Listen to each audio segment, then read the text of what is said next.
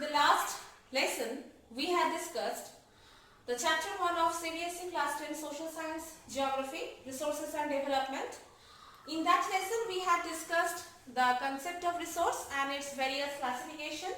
So, in today's lesson, we will be focusing on the topic of development of resource. Now, why development of resource is very necessary to study? Why it is very important? Actually, nature has given us plenty of resources, land resources, water resources, soil resources, but we have taken those resources for granted. We have been misusing those resources, and those misuse of resources, those over exploitation of the resources, those have led to some problems, and these are some problems which are caused by this over exploitation of resources. Now this is a very important threat to the existence of the mankind. These problems are causing great threat. Now what are those problems? We have to check those problems and we have to find a suitable solution for these problems. The first problem is depletion. We are extremely using those resources without noticing how much is left for the future generation. So, obvious consequence, that is, it is getting depleted.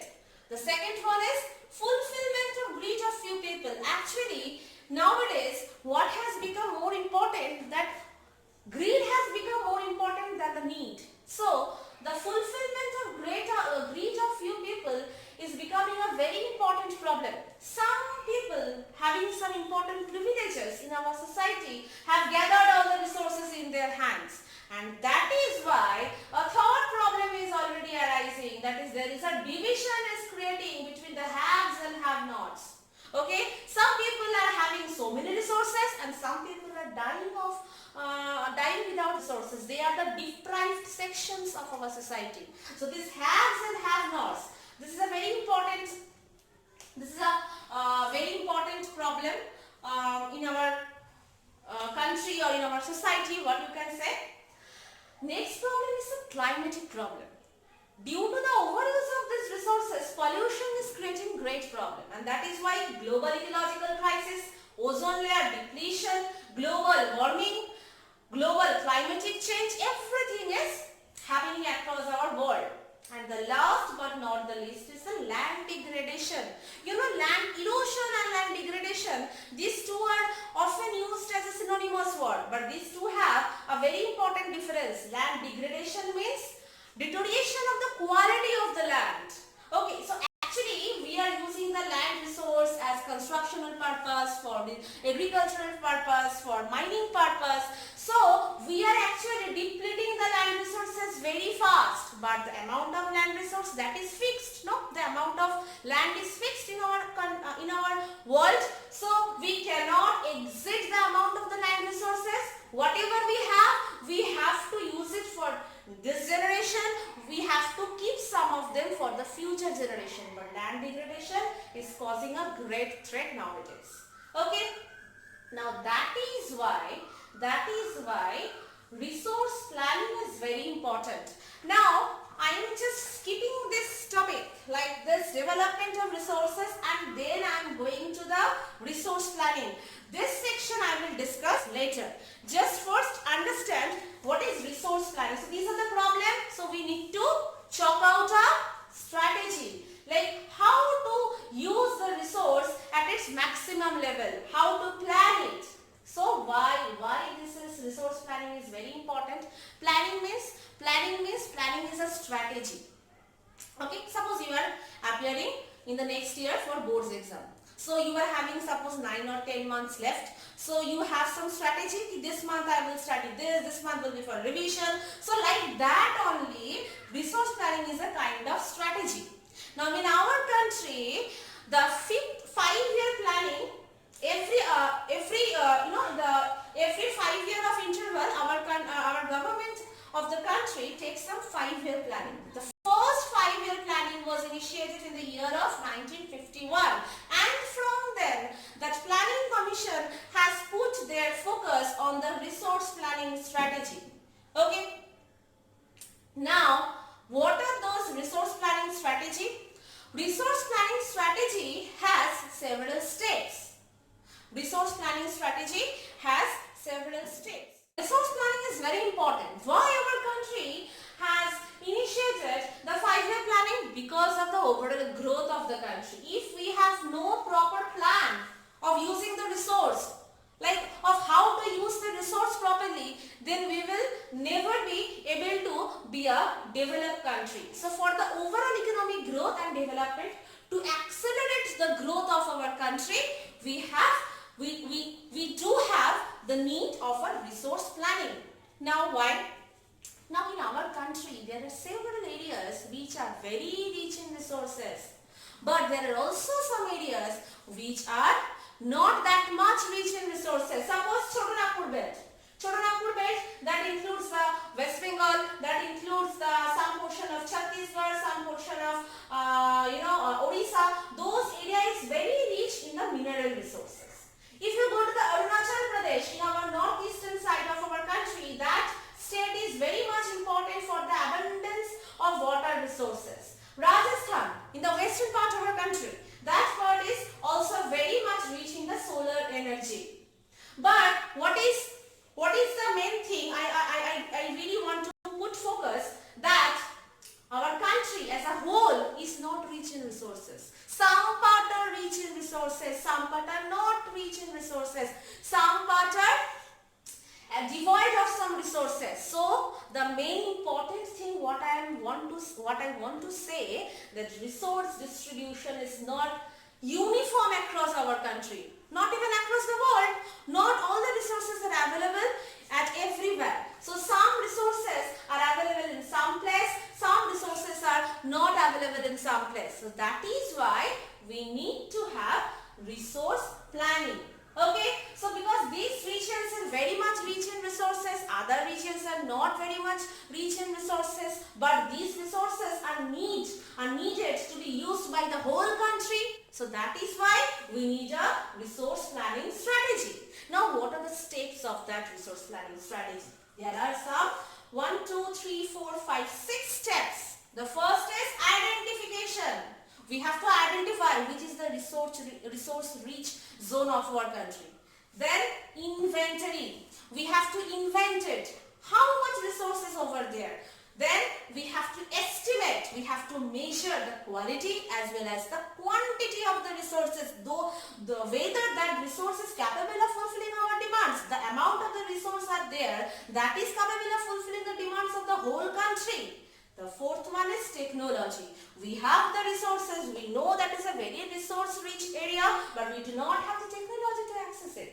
Then it cannot be regarded as resource. So we have to develop the suitable technology to get that.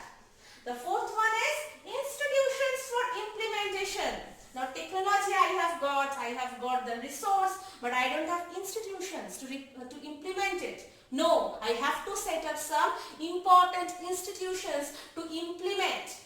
And the last one is matching with the demand of the country's need. The amount of resource and what is the need, what is the amount of the country's need. We have to balance between both of them. Then only resource planning is complete. With these six steps, resource planning is complete. Okay. Now, see, in the page number 4, there is a question for you. Can you name some resource-rich, economically backward region and some resource-poor but economically developed region? Give reason for such a situation. We have some this sort of region in our country. Suppose I take the example of Jharkhand. It is a very resource-rich area, but what is the problem with this region? This is a hugely tribal populated region. Most of the people living here are tribal population. They don't have the proper technology, they don't have the proper literacy, and most of the lands are kind of hilly terrain. So they are not suitable for the agricultural purposes. So they have the mineral resource, but they don't have that much human resource to utilize them properly. And another one is economically developed region but resource poor region. You take the example of Maharashtra, that is Mumbai in Maharashtra. Mumbai is the business capital of our country. Okay, so many import-export business are opening every minute over there. But that particular region is that, like, if we compare to Jharkhand, if we compare to Choto Nagpur belt, then that particular region is not that much naturally resource rich. That particular region is not that much rich in terms of natural resource, but they have suitable technology. Okay, so these are two contradictory picture which we can see in our country. So for all these reasons, we should have a proper resource strategy, we should have a proper resource planning, okay, for the betterment of our economic growth. Now, we have already discussed that resources, over-exploitation of resources are creating some problem. So, we need to conserve resource. And for this point, the father of nation, Mahatma Gandhi, have said that there is enough for everybody's need, but not for anybody's greed. If you need it, you can take it. But if you are greedy of something, then it will be not spared. So it is a very important, it's a very important thing which has been given by Gandhiji, because he was concerned about the future generation. That is why he stated such statement. Okay, now actually, so conservation of resource is very important. Okay, now how will we conserve the resource? These are the 6 points. How will we conserve the resource?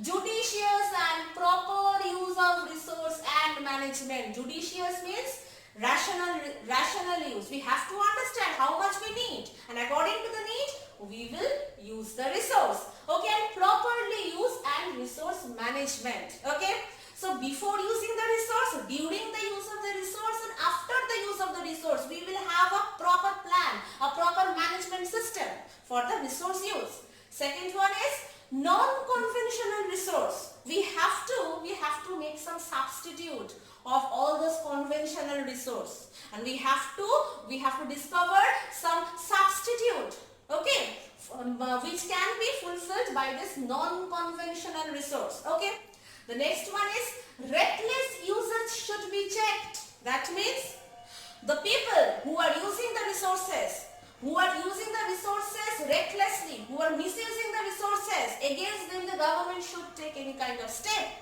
Those reckless uses of resources should be checked. Otherwise, the people will not be aware of the fact that the resource is getting depleted. Okay. The fourth is recyclable resources. If it is possible to recycle a particular resource after using it, then we should recycle it. Okay. And the next one is the reduction of the wastage. Reduction of the wastage means, suppose we are mining something, then we are that particular mineral is getting transported to the manufacturing unit. From there it is transferred to somewhere else. Within this whole process, some amount of resources is getting wasted. So we should invent such sort of technology that could reduce this wastage. Okay, so that if there is no wastage, then the maximum, the 100% of the resource will be used. And the last one is recycling of the waste materials. Recycling of the waste material means, after using, some waste materials come, suppose in the industrial unit some waste materials come out every day, those are known as industrial effluent. Those we can use as a resource by recycling them. Suppose the domestic wastage, suppose the wastages are coming from our house. We can recycle them, we can use them as manure, we can use them as fertilizer. So in that way we can recycle the waste materials also. So the main thing on which I would like to draw your attention is that development of resource is very important, and we should conserve the resource by this 6 ways. These are very important because we should not behave like a selfish giant. We should not think about only our generation. There will be more and more generation coming to this world. So we should keep some for them. And how will we keep some for them? By conserving the resources, by following this way. So these 6 ways are very effective for the conservation of resources. Okay, now we will be discussing about the sustainable development. Sustainable development is very important concept in terms of geographical background, in terms of economic background, social, even political background. It has all the important aspects. Sustainable development is very important concept for this generation because we have already depleted a huge amount of resources. So there is a huge threat to the upcoming generation. So what we have to do? We have to do resource conservation. Now, for this resource conservation, for the first time at the global level, at the international level, the Club of Rome. This is a non-profit organization which has some businessmen, which has some scientists. They have actually come together to advocate for the first time the term resource conservation. They for the first time put forward this resource conservation, and they put the importance on this topic that we should now be careful regarding the resource conservation. Okay. Later in 1974, Schumacher, he in his book Small is Beautiful in the year of 1974, he again advocated that concern which was already given by Mahatma Gandhi. He also put importance on the topic of resource conservation. Okay. Next what has happened? Next, United Nations had formed World Commission on Environment and Development. This is a commission which is known as WCED in short. They had actually proposed a report entitled Our Common Future in the year of 1987. If we think, okay, fine, we Indians are using it. America, let America do, let them do anything. No, we are all sharing a common future. We are the inhabitants of this globe. We are the inhabitants of this common planet Earth. So we all have our common future. So they have put forward here this report entitled Our Common Future, and this World Commission on Environment and Development, this commission is actually known as Brundtland Commission. Okay. Now, after that, the most striking event occurred the year of 1992 in the capital of Brazil, Rio de Janeiro. Heads of 100 states across the country came, and they actually put focus on this concept of sustainable development. Okay, on the concept of sustainable development. What is the name of the concept?